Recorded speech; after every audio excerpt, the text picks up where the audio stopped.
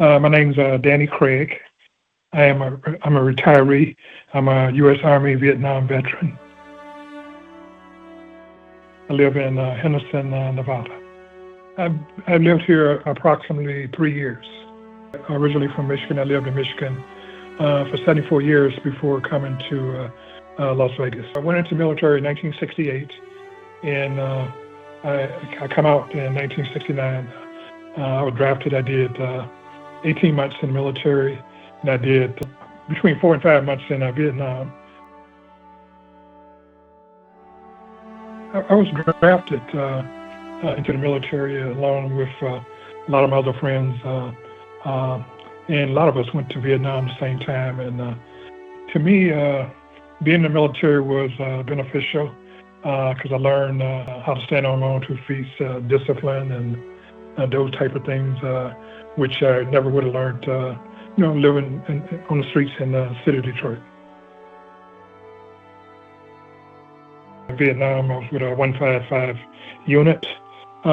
We were located on the DMZ, and being located on DMZ, that was probably the closest to North Vietnam possible. I could take my binoculars and see the Vietnamese flag flying, and it was relatively different than being down south. I didn't have to worry about a lot of Viet Cong. Basically, we had to listen out for missiles, and that was a unique experience.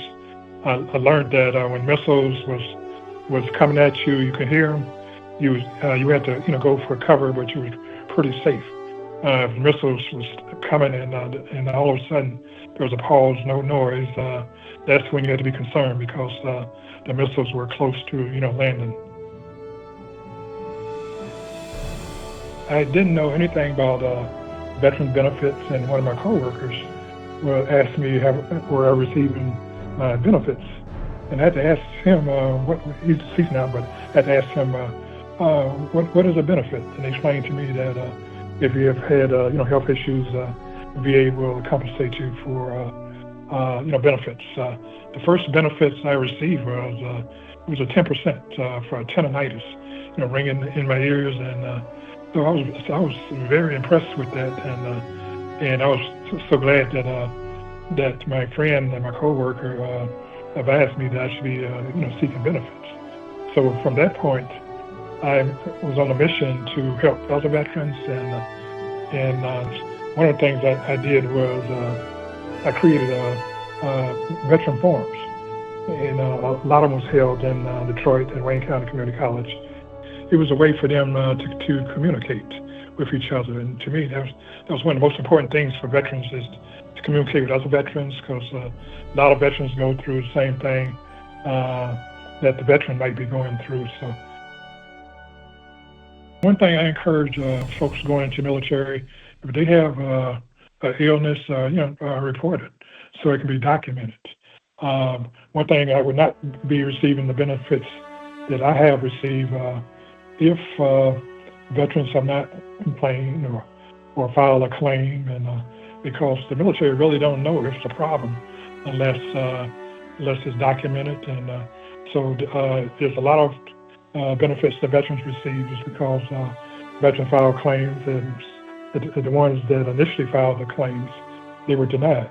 But there were enough claims filed where the powers to be could recognize that there was an issue and a problem with the reason why the veterans are filing the claims. So one thing I do encourage veterans to file their claims, go to the dispensary.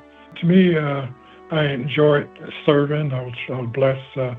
So many veterans did not make it back. They lost their lives. There was, I believe, over 50,000 veterans during the Vietnam War that didn't make it back. And so I would encourage our congressmen and the state legislators, please, listen to veterans, their concerns and their problems, their issues,